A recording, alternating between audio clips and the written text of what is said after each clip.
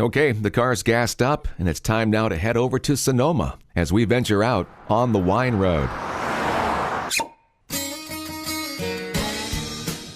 Today's guest, Joel Peterson, was on my radio show once before, but briefly as I conducted interviews at the Zinfandel Experience a couple of years ago in San Francisco. Joel was a past president of ZAP, the Zinfandel Advocates and Producers. He's currently on the board of directors. His son, Morgan Twain Peterson, an exceptional winemaker on his own, has also been a guest on this podcast. Together, they're part of the Historic Vineyard Society. We'll touch upon that later on. Joel is also the senior vice president of Constellation Brands, the company that now owns Ravenswood. He and I spoke for well over an hour, much of which is contained here. Like many winemakers from Italian and French families, although he isn't, he had the opportunity to be introduced to wine at a very young age. Yes, indeed. I was introduced very early to wine, and surprising because I have to say that, if anything, my family was Anglo-Saxon Protestant of Viking stock, if you will. And my mother and my father were both interesting people. They were both chemists. My mother was a nuclear chemist who had worked on the atomic bomb. And when I was born, she decided to stay home with me, which was totally out of character for her. And she got predictably bored, and she didn't know exactly what to do with herself. And to keep herself out of trouble, she decided that cooking would be like chemistry. And so she began to cook, and she ultimately became a really excellent cook. She did a lot of the recipe testing for Alice Waters' first cookbook, the Shape and Ease cookbook. But in the process, she read a book by Elizabeth David that said that the French drank wine with their meals. And she said, well, that's a novel idea. She'd grown up in Bolinas, California. Her family was mostly dairy farmers. She'd never had a bottle of wine in her life. It wasn't that she didn't drink. They were part of the sailing crowd in the Bay Area, and they drank a lot of, gin. But so she went looking for a bottle of French wine because that's what she'd read about. And in 1951, it was not so easy to find French wine. She finally ended up in San Francisco at a place called the City of Paris, which is where Neiman Marcus is now, on Union Square. Right. And in the City of Paris, they had a French wine cellar. And so she asked for a bottle of wine that would go with turkey, because she thought, well, wine should be celebratory. So she was going to serve it at Thanksgiving. And the guy gave her a bottle of 1945 Chateauneuf du Pape. If he'd given her 43, 44, or 46, I wouldn't be here today. But that 45, of course, was a great vintage. And Wow. that sort of introduced my parents to wine, and they said, this wine stuff is pretty good. And my father got pretty obsessed by it. But my mother said that in 1952, a catalog arrived in the mail in January of 1952, and she said, so we bought it was from Lords and Elwood in Los Angeles. So they bought their first case of wine through the mail, basically. Wow. Kind of like the Sears and Roebuck catalog back then. Exactly. It's exactly what it was. And she actually still had the catalog. And she said, by the way, I think the receipt for the first case of wine we ever ordered, this is when she was 83, the first wine we ever ordered is still, in the catalog. And so, sure enough, it was there. And it was like this amazing case of wine. It basically was a survey of France that covered all the major growing regions in France. And it included a bottle of 1945 Haut-Brion and a bottle of 1929 Chateau Yquem. That entire case of wine cost them $14.50. Yeah, let's just say that it's a little more expensive now. Just a little bit, and a little more than $1.50 a piece. Yeah, exactly. Yeah, the most expensive wine in the case was the Yquem at $3.40, as I recall, and the shipping from Los Angeles to San Francisco was $3.44. I don't think the ratios are the same anymore. So basically, my father got crazy about it, and he started a wine club, and he started writing about wine, and he was not particularly good about writing about wine. He didn't have words that he thought were good, so he began doing kind of the, how do I find words that will allow me to express what the wine tastes like. I mean, because you can't say Chardonnay tastes like Chardonnay. Chardonnay tastes like lots of things. Right. And so he began looking for simple words, and he decided that I'd be a great experiment. At age 10, he said, yeah, I bet you have really simple words for wine. And he said, so for the first couple of years, he would invite me down on Friday nights when he was doing his, sort of big tastings, and he would allow me to smell through the wines. And so we smelled, Chardonnay, for instance, since I started there. and if I said, well, what's he say? What's it smell like? And I'd say, well, it smells like apples. And he'd say, what kind of apples? And I'd say, I have no idea. And so he would go out and find apples, and he'd cut up apples until we could tell the difference between Northern Spy and Rum Beauty and Golden Delicious, and whichever ones he did, he cut them up and put in glasses. So literally, next time I smelled a wine that smelled like Golden Delicious, I could say, hey, it smells like Golden Delicious. So he really educated himself, and in the process educated me. And so essentially by the time I was 18, I had tasted all the great wines of the world. So it wasn't just that we drank wine, they collected wine, and they were part of the Berkeley Wine and Food Society, which was one of the really early groups. So very, very core to the beginning of California's wine scene, but also really key to the understanding of what happened and what was happening in Europe, wine-wise. I used to refer to my parents as eno-tourists, because they discovered that if you went to a place that grew wine, the food was good, the climate was temperate, and it was frequently beautiful. So they spent a lot of time going to places where grapes were grown. It's not a bad way to plan your vacation. Yeah. What a great opportunity for you, too, at an early age, and to be able to discern the characteristics of wine by the time you're even of drinking age. Yeah, exactly. It was like, by the time I was 18, I was a little bit of a show-off. I didn't have enough sense to be humble. but I learned that after a while, I'm talking with Joel Peterson of Ravenswood Winery. We sat outside their tasting room in Sonoma at a picnic bench for the interview, hence the sound of wind on occasion.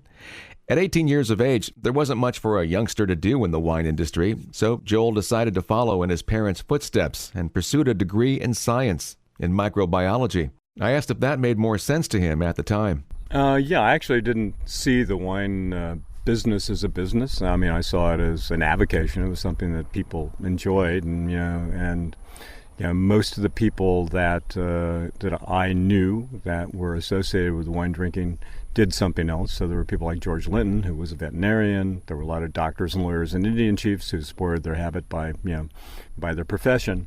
So wine wasn't a thing you did for a living. Wine was something you did for pleasure and hobby, and was interesting, and it was sort of the secondary intellectual pursuit. My inclination was to really find something else to do besides wine, because I didn't even see it as an opportunity. And I was actually interested in oceanography. I'd grown up sailing on the San Francisco Bay, and was very interested in going that direction. So I ended up at Oregon State. Oregon State had probably at the time the third best oceanography program in the country. But you still have to be an undergraduate before you can go into the serious part of the oceanography. You can do some work, but not much. Yeah. So I ended up with degrees in science, and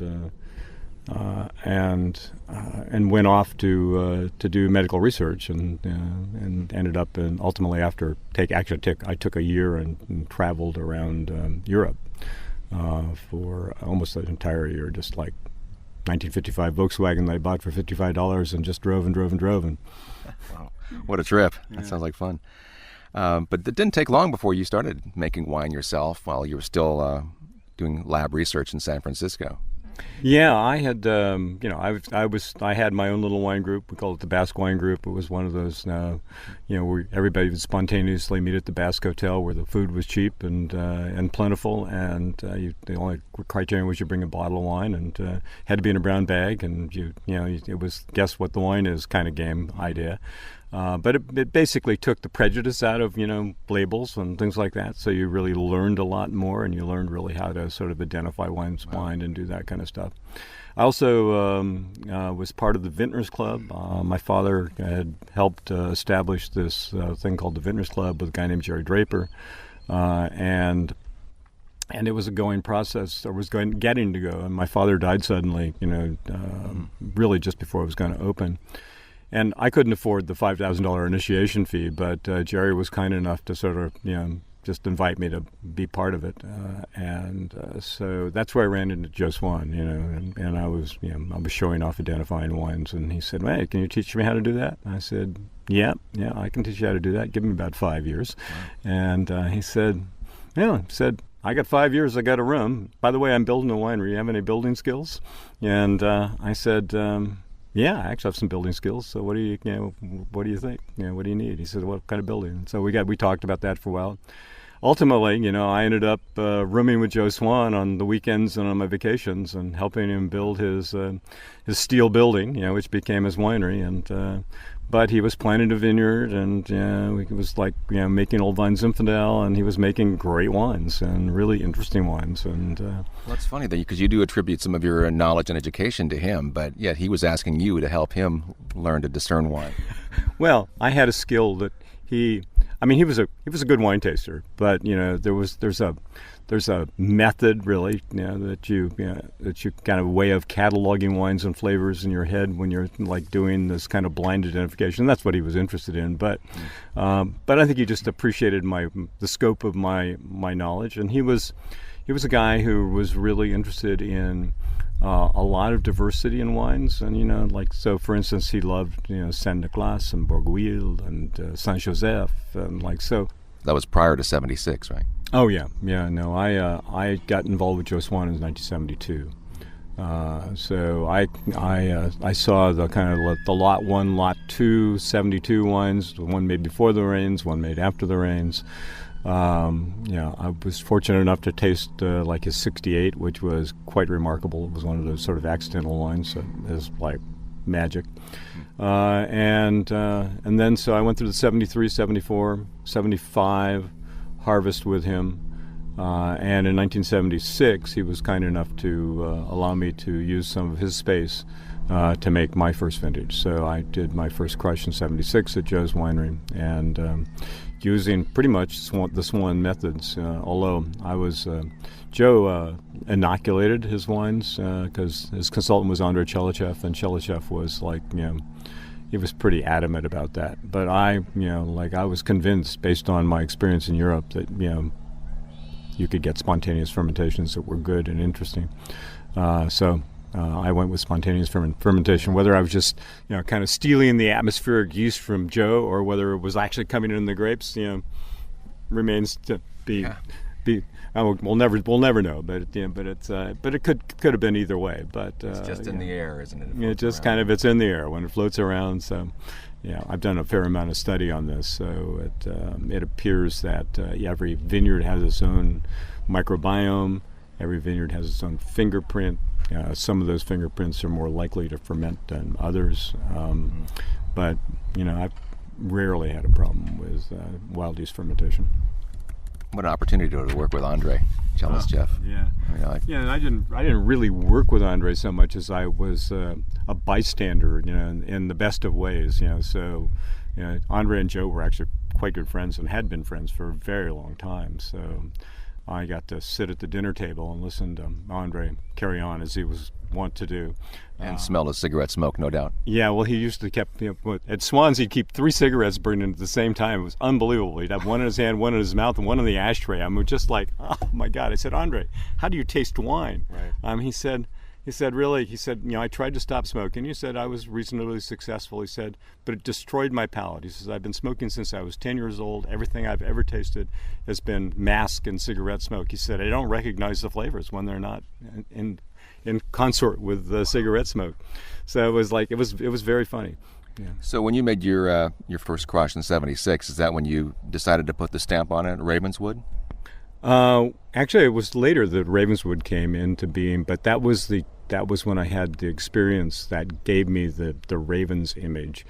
My first harvest was done, at the very kind of last minute, just as the rains were beginning to come in, and I was supposed to have the grapes picked, put in 50-pound lug boxes, and put on a truck, and I was just supposed to come up and pick up the truck and drive it away. Well, I got up to the vineyard and the grapes were picked, but they were spread over 4 acres of vineyard, and it was beginning to rain. And I thought, oh my God, this is my first and only chance to make wine. What am I going to do? Well, I'm going to pick up all those grapes myself, or at least as many as I can get off the ground. And so, remember the days before cell phones when you couldn't call for help? Out in the middle of the vineyard. So I began loading these grapes, and these 2 huge birds, these 2 big ravens floated into the vineyard and began kind of like doing this kind of interesting fruit roll that ravens sometimes do. And it rained around me, and there were rainbows in the sky, and the sun went down, and it was very, sort of like bright kind of sunset in like this sort of stormy scene. And I thought, this is really strange. And it rained around me. It never rained on me. I got the truck loaded. The ravens hung out for the entire time I was loading that truck, which was about 4 hours. And I drove it down to Joe's winery, which is where I crushed the grapes that year. And the skies stayed, full of water without dumping it on me. And we got to the winery, and Joe helped me offload the grapes late that night. And after we were finished crushing the grapes, the skies just opened up and poured. And I thought, wow, PFM, this is quite remarkable. Yeah, what a magical experience. Yeah, so, and I had gone to school in the Northwest, and I had remembered that ravens had been the trickster god of the Inuit Indians. And at the time, I was living in Berkeley and doing lots of Berkeley kinds of things and reading things like Carlos Castaneda's The Yaqui Way.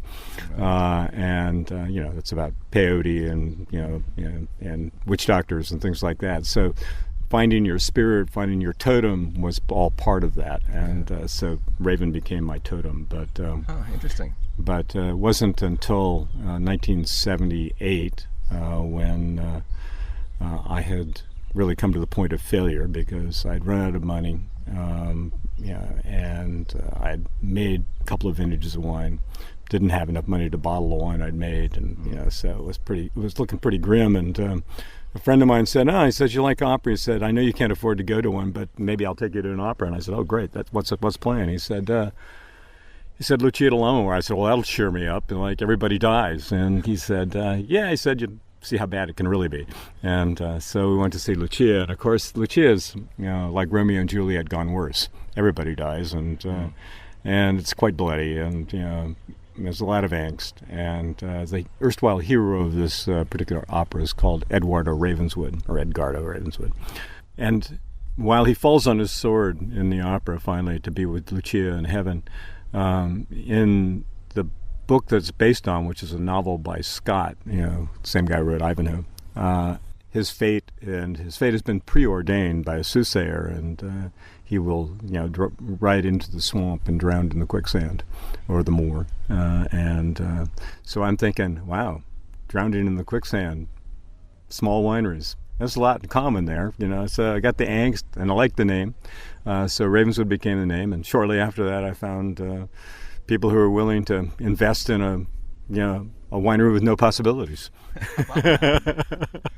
Wow, weren't you a little nervous choosing the name of a person who had a preordained death? That felt like me at the time. I could relate.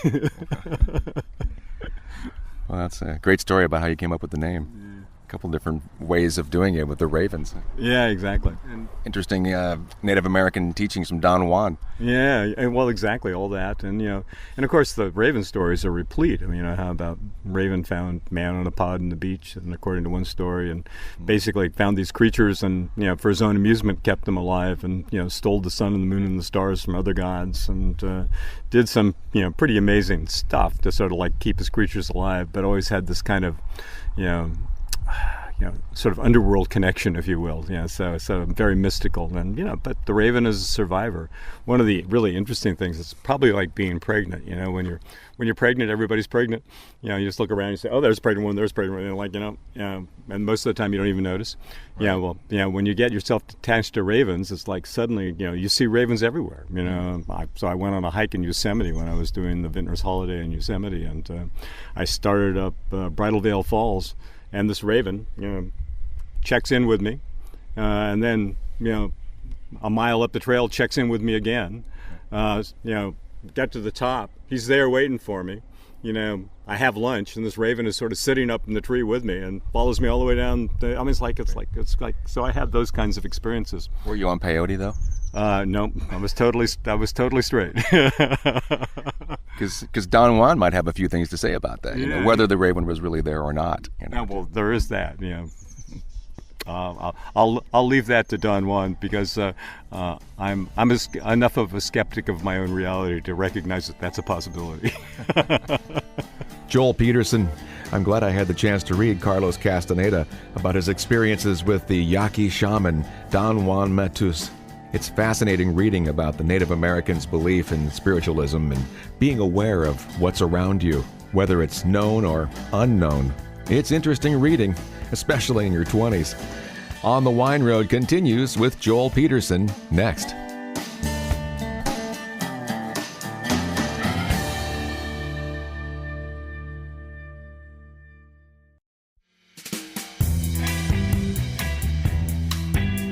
We're back on the Wine Road.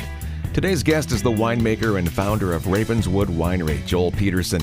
He's a fascinating guy to spend time with, and I thoroughly enjoyed sitting and talking with him without time being a concern. At this point in our conversation, I referenced his good fortune. I've been very fortunate. I've been incredibly lucky. I seemed to be in the right place at the right time and didn't do anything too terribly foolish, although at the time sometimes they seemed a little extreme. But, I really caught the wine business at a time when it was growing, and at a time when... You're riding the wave, the first big wave. Really, definitely riding the first big wave. I caught this little tiny, ripple, and it turned into mavericks. I mean, it was it was quite remarkable. But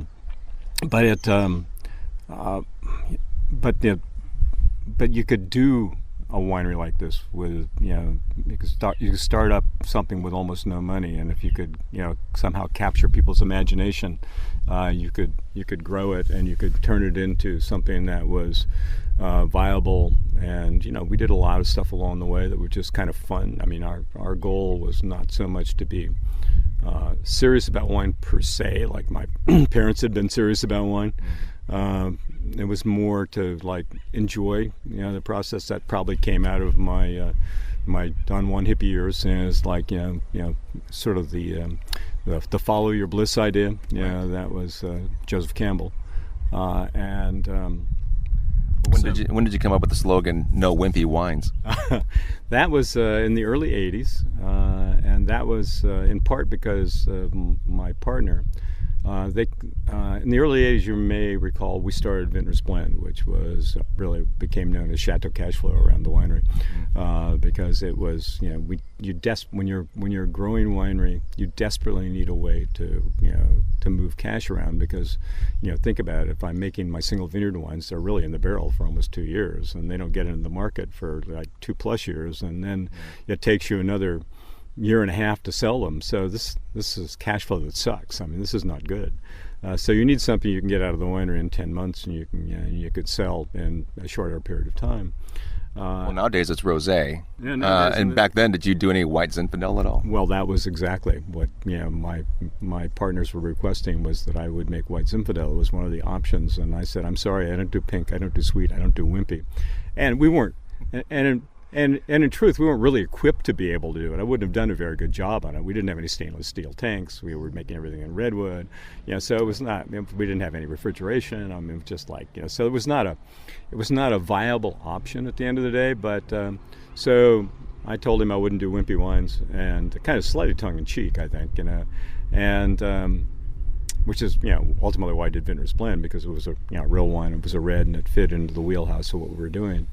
But we, in those days, we sold every case of wine ourselves. So I'd call in accounts, and Reed would call in accounts. And Reed was a real estate guy by training. He was your partner. He was he was the other general partner in the Ravenswood Limited Partnership. And so he went into Greg O'Flynn's establishment, the California Wine and Merchant down on Chestnut Street, and Greg said, well, when are you going to make white Zinfandel? White Zinfandel's hot. I'd buy white Zinfandel from you. And Reed just shakes his head and said, I don't think that's going to happen. Joel's adamantly opposed to it. In fact, he says, he has a sign over the fermenters that says no wimpy wines allowed. Well, of course, there was no sign, and he just made it up. But Greg called sometime later and said, by the way, I'm coming to Sonoma. I like your wines. Love to taste what you got in barrel. And by the way, I want to see the sign. I said, the sign? What sign's that, Greg? He says, the one over the fermenters that says no wimpy wines allowed. And I'm going, okay. And I knew it had to be Reed, so I called him up and I said, what's this about a sign? And he said, oh, yeah, I did say that. I said, yeah, well, he's coming up. He wants to see the sign. You better have one made so you don't look, bad. Right. So we still have a sign in the taste room, actually. The exact same sign from that. Exact same sign from right. that time. So, nice. yeah. So he had his son made a sign for us, and so it was there when Greg arrived. But that became sort of the root, because it described what we did, pretty well. It wasn't about making wines that were like, giant Harley Davidson wines, or like, these things that were massive. It was about making wines that were authentically what they were supposed to be, as opposed to sort of ersatz wine, which is what I consider to be white Zinfandel. I mean, yes, it's certainly a style of wine, but in terms of sacrilege to a great grape, it was. I mean, you think about the whole notion of wimpy. People usually think about massive, but you look at somebody like Baryshnikov. He was a ballet dancer. I mean, but that was not a wimpy ballet dancer, I can tell you. Yeah. Think about somebody like Einstein.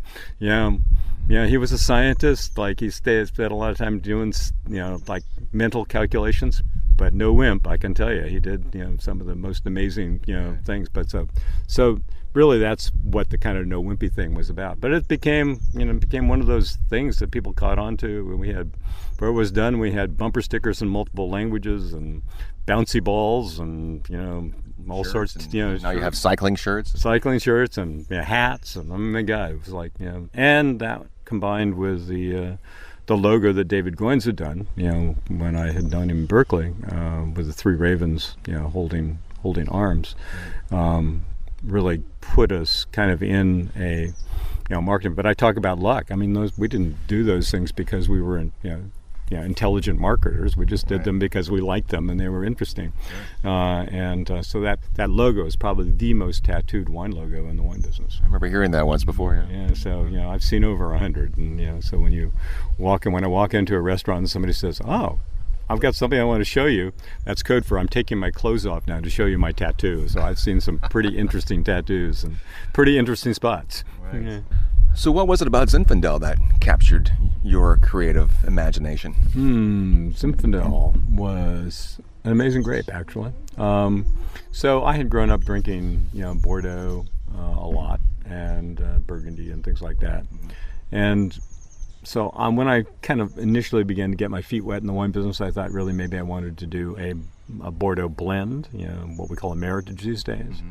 But in 1976, there was Cabernet planted, and there maybe had been a splattering of Cabernet Franc someplace. But my goal was to have all these grapes planted in exactly the same place. So Cabernet Franc, Merlot, Petit Verdot, Malbec, and Cabernet Sauvignon. So I could do a Bordeaux blend that was sort of a reprise, if you will, of Bordeaux. Those grapes didn't exist, and I had obviously spent time with Joe Swan, and what I learned was that Zinfandel could make great wine. It happened by accident at least twice.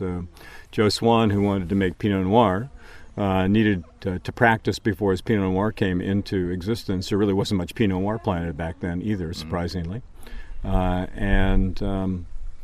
So he made Zinfandel. He had this old patch of Zinfandel in 1968 in Forestville, and he made it like he was going to make his Pinot Noir. Well, up until that point, even though pre-Prohibition there had been great wines made from Zinfandel, they were being made in big concrete fermenters and jug wine. So nobody was paying any attention to them. So Joe Swan did them as small open-top fermenters, and he put them in French oak, and he left them in the barrel for a while, and it turned out to be a magical phenomenon. And Ridge did the same thing. Dave Benyon was waiting for his Cabernet to come in. Had to practice making Cabernet, so instead of making it like Pinot Noir, he made it like Cabernet. And lo and behold, Ridge is as well known for Zinfandel now as they are for Montebello. But they were interesting, really good wines, and really unique to California. At the time, we didn't know Zinfandel was grown anyplace else, and it's really not grown anyplace else. This is a much better growing place for it than almost any place in the world. Even Croatia, you go to Croatia and, the growing conditions are not good for Zinfandel, which is why they grow almost no Zinfandel anymore, and why they have something called Plavac Mali, which is the son of Zinfandel, which has been crossed with a grape to make it thicker skinned and looser clustered and, more resistant to mildew and all the rest of the things that go on, with Zin. Plus they got these cold winds and they have these hot winds, and it's like, it's a crazy place.